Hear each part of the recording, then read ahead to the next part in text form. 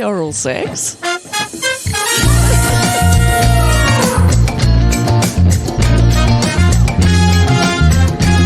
Welcome back to the Eloquent in the Room, episode 6. I'm Rose Cooper, and I think I'm feeling a little bit uncomfortable. So, how's it going, everybody? Do we all feel like grown-ups about to embrace our sex positivity? Cool. So before we get into this educational, if at times very tongue-in-cheek celebration of the unabashed enjoyment of giving oral sex, please indulge me for a moment or two for a quick PSA. Firstly, it is as explicit as fuck and has a lot of Aussie slang and 90s slang probably. So there's that. And I also want us to be mindful that some people have had extremely triggering and traumatic experiences with oral sex, and I am one of those people. I'm not going to talk about my own personal history around sexual abuse. I'll save that for another time if it feels like it would be useful to people for me to talk about it. If so, then I definitely will. Let's just say my experiences have pretty much run the gamut from the sublime to the ridiculous and the emotionally and mentally scarring. But the thing is, it does not require me to go into huge detail about that particular incident to say this. I have also occasionally experienced varying degrees of coercion during casual sex from subtle body language hints, which I can and do choose to ignore most of the time if they seem inappropriate or I'm just not into it. They're not all equally affronting. Sometimes they're just annoying. And at the other end of the hint scale, there's the unsubtle move when you feel someone's hand behind your head, pushing it towards their dick. When this happened to me a few times, way back when I was a teenager, I responded to these cues mostly with a sense of resignation because back then I was still learning about my sexuality, and I had yet to fully realise that the choice to refuse this kind of cue was actually within my right, even though I had acquiesced to engage in some sexual activity. Actually, I do want to present an example of this. Only 5 years ago, at the age of 53, I met someone on Tinder. He was in his late 20s, I think. He seemed like an okay guy. We had good banter, but I had a habit of being quite cautious then. I wasn't sure if I was keen to go any further, but I decided to make out with him for the purposes of gauging if we had any chemistry, and if we did, we could reschedule for that kind of date. I was really upfront about this. So we went to his car, I got in with him, we started kissing, and within a couple of minutes he put his hand behind my head and attempted to push it down. My reaction was to call a halt to proceedings immediately, tell the guy point blank that he was completely out of line. I was no longer interested. He said he wouldn't do it again. I said I didn't care. Date was over. Not interested. I quickly got out of the car. I was actually really triggered. Besides that, he needed to be taught a lesson. So I just want to say to younger listeners, if someone ever does something like that to you, that is never okay. No one should ever feel so entitled that they make a move like that. Our modern society has normalised porn to the point that rape culture is becoming less and less recognisable sometimes, which means that we have to be super duper clear about consent. All of us, always. When it comes to casual sex or even having sex with someone you're seeing but are yet to fully read and understand, continuous consent is never automatically implied unless and until trust is fully established. That's why yes means yes is so much more effective than no means no, because yes means yes implies that permission has been asked. I'd also like to add that no one should ever cajole or shame people into doing anything they don't want to do for any reason. Case in point. Again, back in my distant past. I'm living in the 70s. I had a new boyfriend. I was about 18, and early in the relationship, I developed a bad case of thrush, so I chose to stay away from him because the feeling of feeling guilty about the fact that we couldn't have sex seemed a much worse fate than taking a break from seeing him for a week. Sad but true. During that week, we were speaking on the phone a lot, and he kept telling me he was missing me, missing my body. Equally sad, equally true. In the middle of the call, his best friend grabbed the phone and said, "Get over here, your mouth still works, doesn't it?" Which is downright tragic. So, while coercion is one thing, bullying people because of a sense of entitlement is another. So, let's just not do any of all of that, okay? Get it? Got it? Good. Those guys were jerks. Don't be like those guys. As for genuine sexual compatibility, that's a fascinating, ever-evolving, complex, and definitely negotiable thing. The deal breakers that feel important to you one week might change completely the next, because we're having sex with actual human people, and sometimes people just turn us on because they're fucking goddamn sexy and smart and amazing and wonderful and beautiful and worthy, even if they don't want to suck your dick. So, having said that, who wants to learn about how to get better at sucking dick and licking clit? Apparently you do. No judgment here. So, I need to give you a little bit of background about what you're about to hear. As I mentioned last episode, I used to work for a wonderful women's magazine called Australian Women's Forum. Now, in 1999, we got hold of the book Sex Tips for Straight Women from a Gay Man by a guy called Dan, and we reviewed it in the magazine. So I suggested to the editor it might be a nice idea for me to do a full feature on oral sex, how to give good head to both men and women. And she agreed.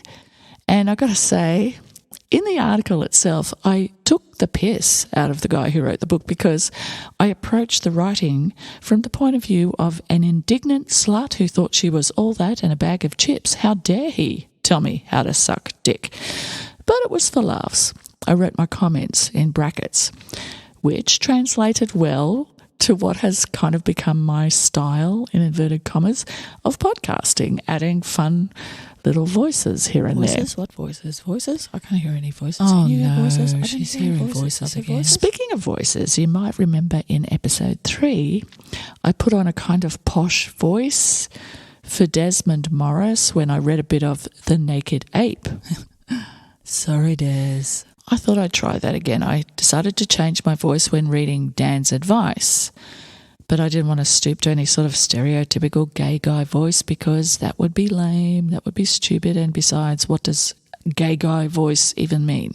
So instead, I opted for something slightly less stupid, probably just as obnoxious, and possibly even a little bit insulting, and went for a generic North American-ish kind of twang. Still no judgment here. While trying to retain an authoritative demeanour throughout. Just go with it. Okay? So, what you're about to hear next is actually pre-recorded, so you will also notice a change in the audio quality. Call this quality? And I got to say, even though it's a 21-year-old article, it really holds up. Okay, here we go. Just a reminder again that it is really, really, really explicit. Get on with it. Are you ready? I'm not. Now it's time to take a trip down memory lane, way back to the 90s. Here's a little story straight out of the vault. Okay, yes, it does sound a little bit like my vagina sound effect from episode 4 of 2020 An Orgasmic Oddity. What of it? Sound effects don't grow on trees, you know. Just one little problem. Sexual? Yeah.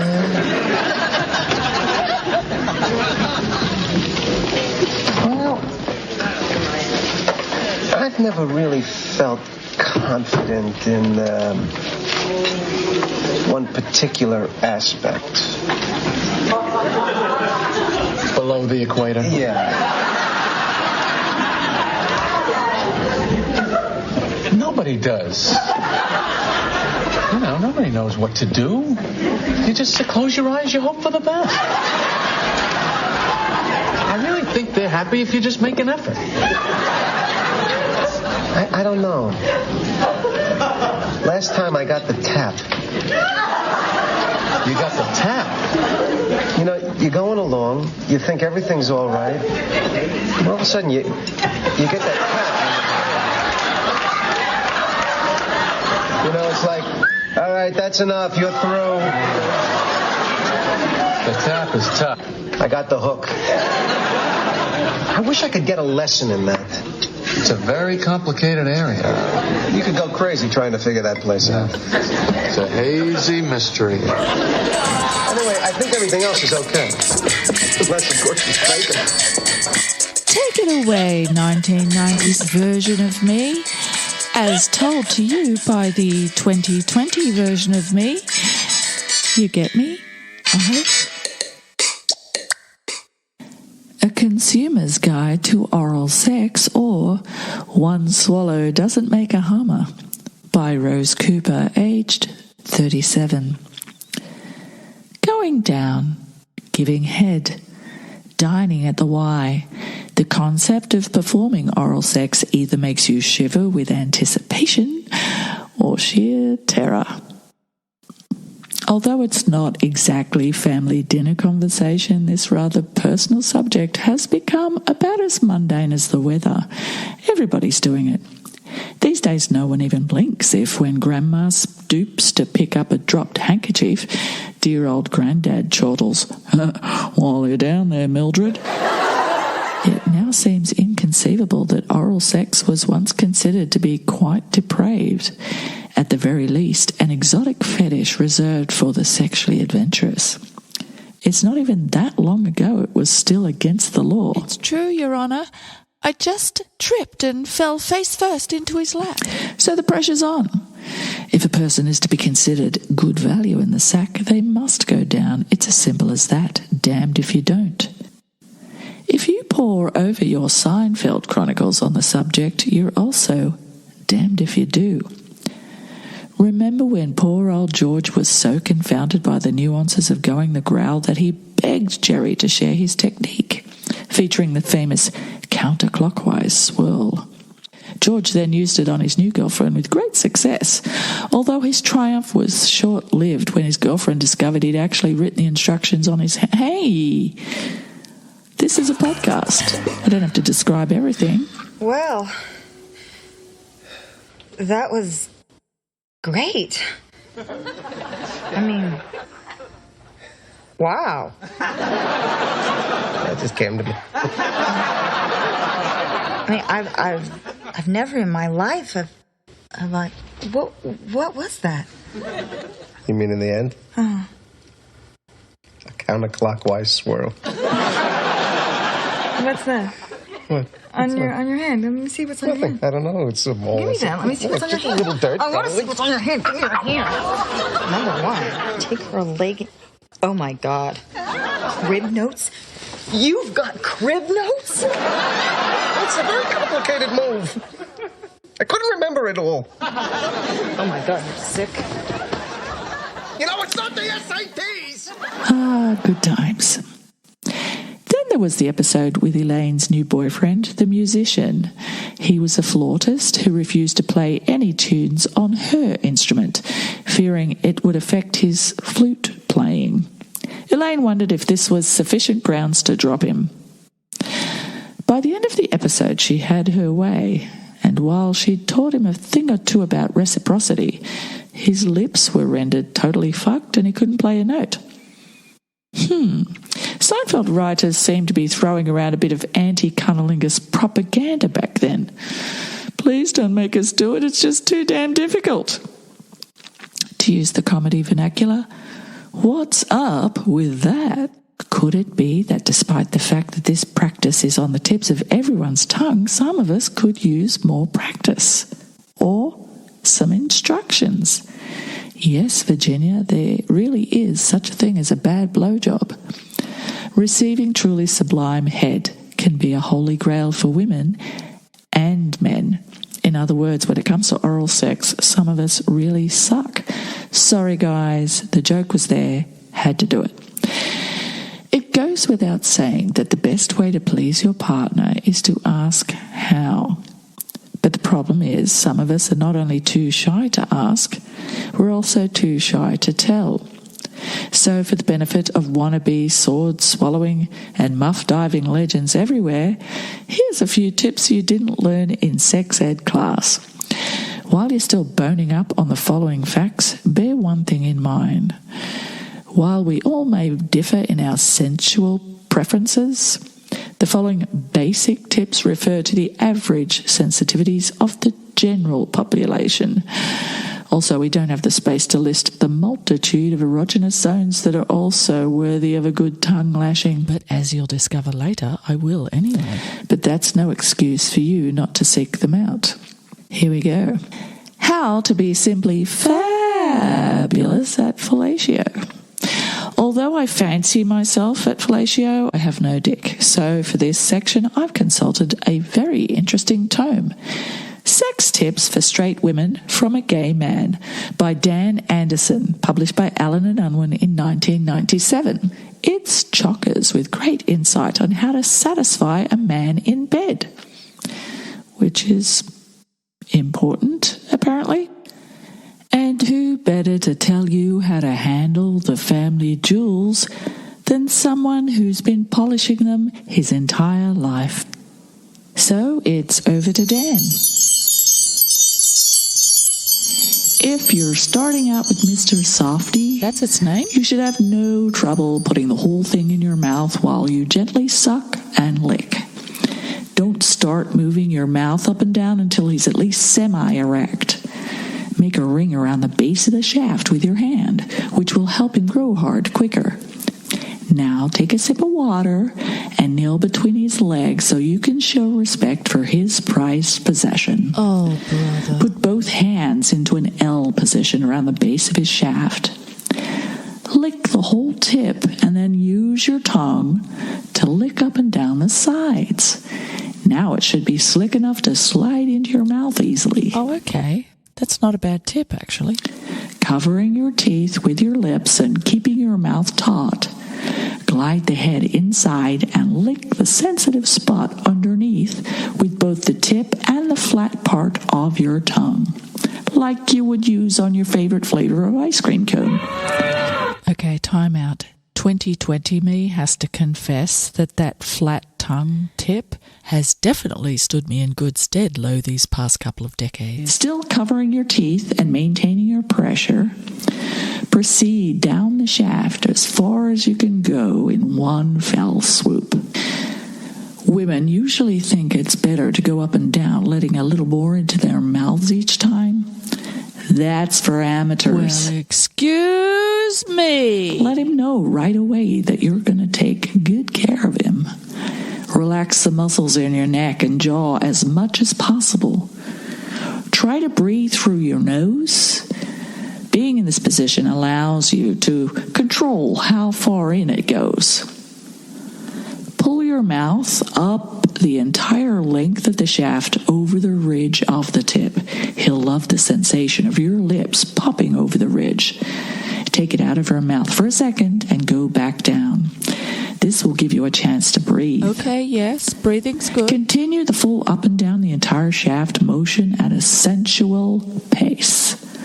Once you get bored with this, usually after about 2 or 3 minutes. Seriously? That's what the book said. I didn't say it. I often wondered if Dan copped a lot of flack for saying that. It's time to start using your hand.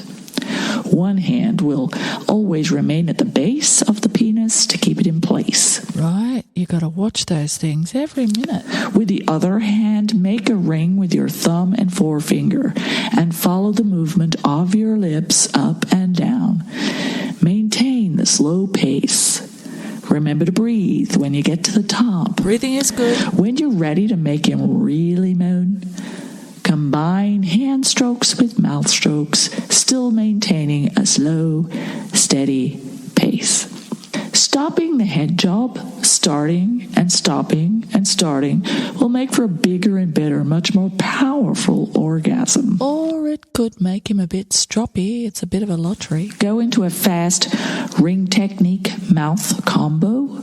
Get Gay men who at one time had sex with women, Or, bisexual men. say the difference is that women rarely go hard and fast enough towards the end. When he's ready to let rip, move your head out of the way or prepare to swallow. Keep stroking with your hand until it's over, but don't forget to stop after a few spurts.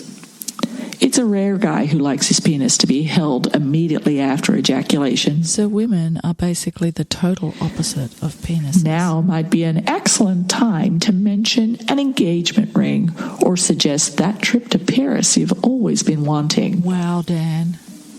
Wow. Gay men never swallow. Wow, Dan, really? Are you sure a bunch of guys didn't go around and egg your house after you wrote this book?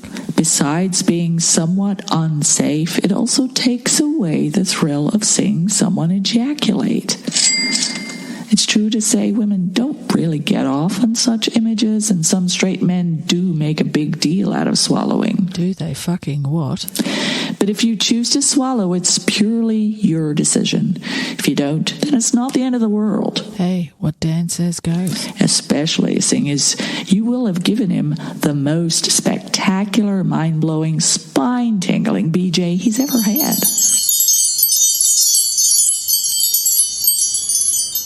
Well, thanks, Dan. It was really super nice of you to drop into 2020 and read that bit of the old article in that weird accent.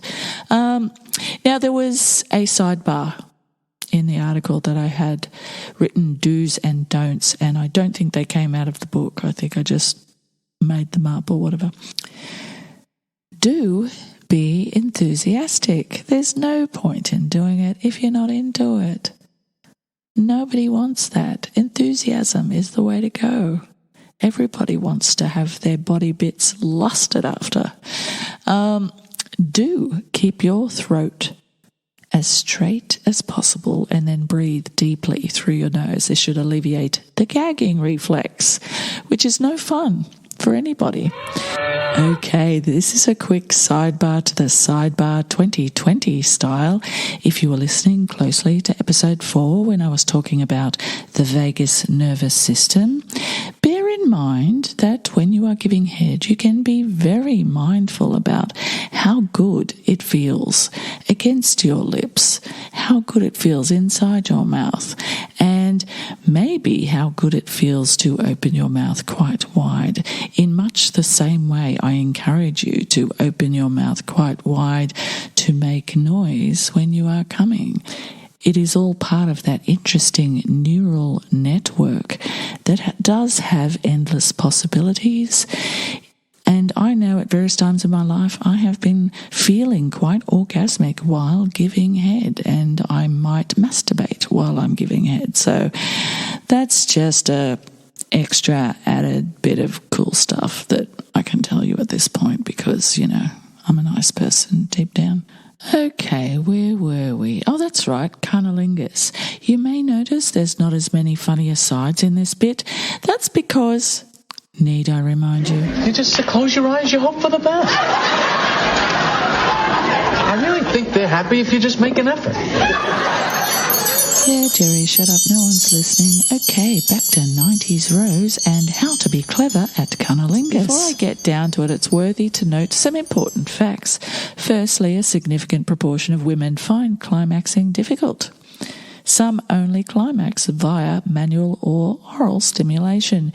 Therefore, cunnilingus represents more than just an entree to a lot of women. It's actually the main course. When Dan said women were amateurish in their too subtle approach to fellatio, I felt like he'd been reading my mail, and that means M-A-L-E. Women like to tease because that's the way we like it. Oh, sure, there may be the rare occasions a woman wants her man to go down straight away, but a man should never, and that's never, skip the preliminaries unless she says so. Not only is it inappropriate cunnilingus etiquette to dive in head first, she may feel pressured into having a quick, inferior orgasm, or worse, a fake orgasm because she's too intimidated or disproportionately grateful to speak up. Yep, that's what I wrote 21 years ago. Let's face it, most guys would love being attacked in a spontaneous filleting frenzy after little more than a handshake. This is why they usually get carried away much too soon when giving head. A woman's sexuality is so much more than the sum of her private parts. Good head starts inside the head. Without creating the right mood, all the oral dexterity in the world isn't worth a drop of spit. The first rule of great growling is this: start at the top, as in the top of her body, and work your way down gradually. By all means, drop hints that you're heading south, but keep her guessing as to how and when you're going to get there. Take your time. Stroke, kiss, lick, and nibble her all the way. As you draw closer to your target, she'll probably arch her mutt towards your mouth. But don't take this as a cue to hone in for the kill. If you really want to drive her nuts, breathe on her. Keep your mouth hovering close, but stay just out of reach. Take your time. Lick and kiss her inner thighs and outer extremities of the vulva and the top of her mound. When neither of you can take any more, lick your lips and then lick hers. Imagine you're back up there at her face and kiss her labia the same way. Women have centuries of extremely low cunt esteem to overcome. By kissing the most intimate part of her, you're offering her acceptance in its most basic form. There is no bigger turn-on for a woman, or a man, for that matter, than her complete surrender. When you do finally slip the tongue, be gentle at first. By this time her clit should be engorged and ultra-sensitive. And by clit and engorged and ultra-sensitive, I do mean not just the glands, which is at the top, the bit that pokes out. I mean her vulva, her inner labia will or should be a little bit on the puffed up side, a bit swollen. All of that is the inner clitoris. Lick the sides, the top, the underside. Steer clear of the tip unless she urges you to go there. And don't try retracting the clitoral hood to get a better shot at it again unless she wants you to. It is very sensitive. She'll probably wiggle around a bit to help you find the right spot, because we don't speak up. We usually just wiggle around and make a few sounds. But when you do find the right spot, like a deer caught in headlights, she'll probably stay still. Eureka, you've hit the spot. Some women may continue to writhe around, but those who have difficulty achieving orgasm will probably remain still, in deep concentration at this stage. I don't recommend Dan's stop-start technique unless you know this person particularly well and you know that they do actually like the edging technique. Otherwise, keep going and try and use your instincts, or even ask how you're going. Do you want it faster, slower? Just, check in. Because if you do just suddenly stop, she might hit you. When she's on the verge of coming, the plateau phase, or as I like to call it, the O zone, she'll probably want you to maintain exactly whatever it is you're doing at the same pace, whether it's slow, medium, or fast tempo. Any variation in pace might knock her back a few pegs and she'll have to claw her way back to the O zone, as this phase can last anything from a nanosecond to upwards of 10 minutes. You can understand how frustrating this could be if women find their orgasm a bit elusive.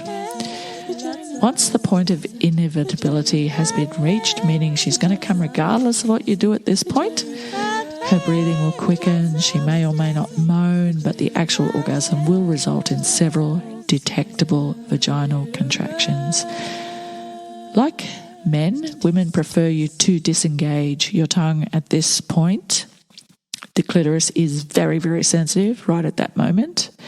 However, don't disengage too quickly.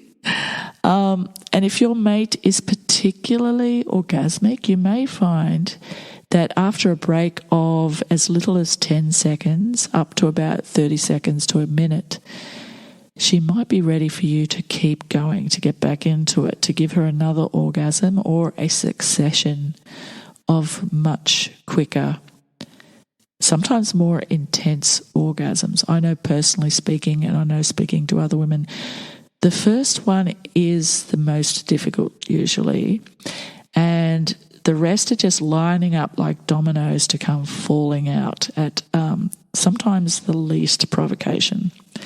And then, pat yourself on the back for a job well done.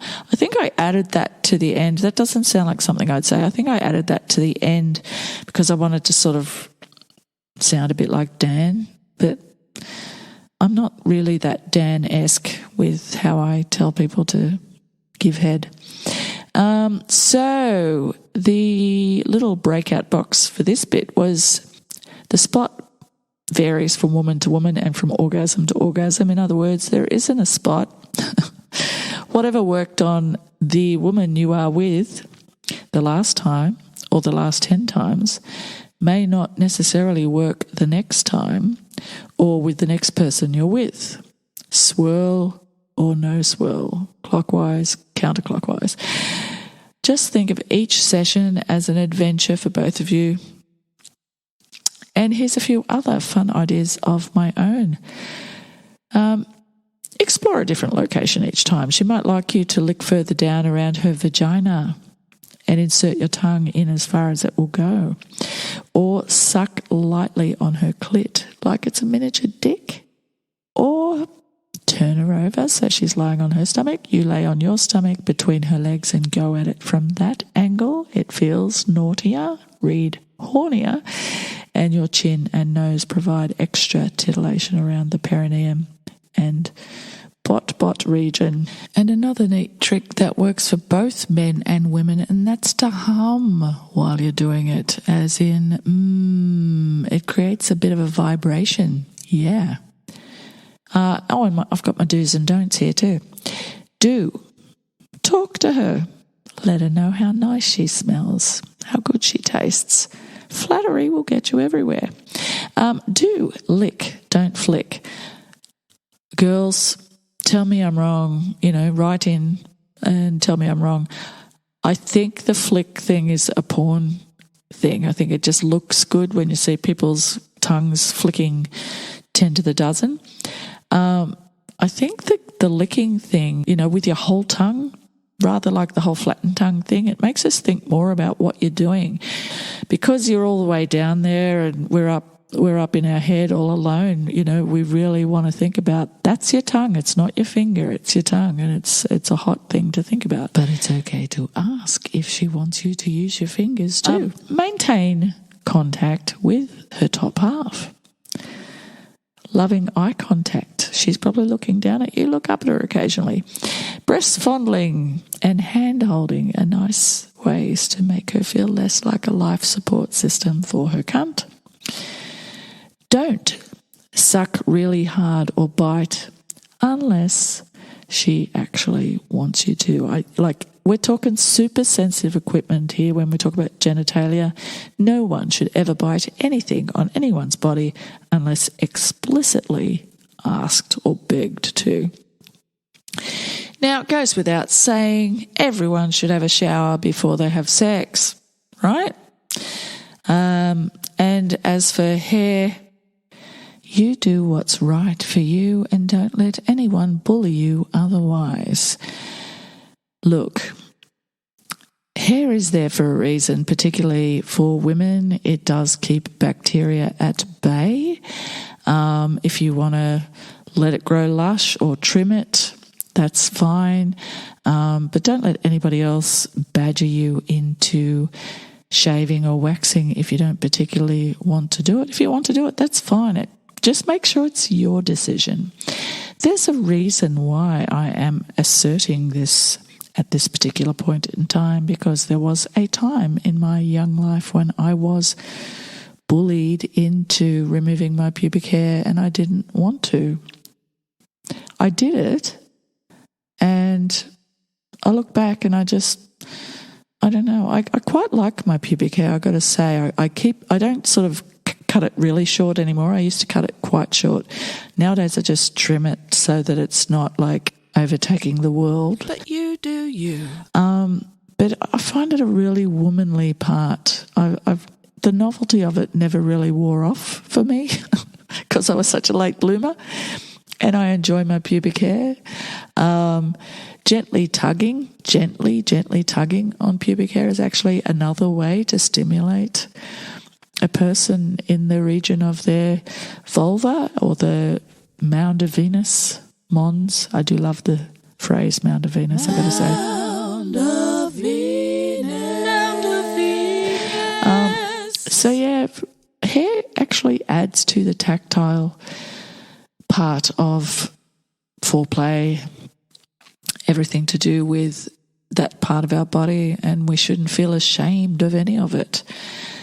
Yeah, that's my little soapbox thing. I didn't even know I was going to do that because it wasn't part of the article. Oh, Rose, you're such a dickhead. Okay, guys, I hope you enjoyed that little stroll down memory lane. A little bit of trivia. A few years ago, Meryl Streep and Tommy Lee Jones starred in a movie called Hope Springs, and in that movie they played an elderly couple who had kind of lost the magic in their relationship and things were looking a bit grim. And during the course of the movie, Meryl stumbles on an old bookshop, and in there she stumbles on an old book. Guess what? Sex Tips for a Straight Woman from a Gay Man.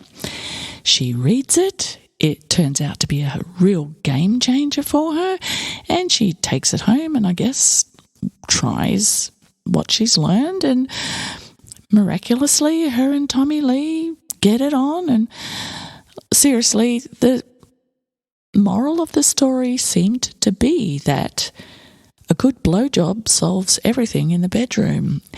Now, I encourage you to have a look at this movie and see if I'm overreacting, particularly if you are bored on the weekend and you got nothing else to do, because it's not exactly the world's best movie.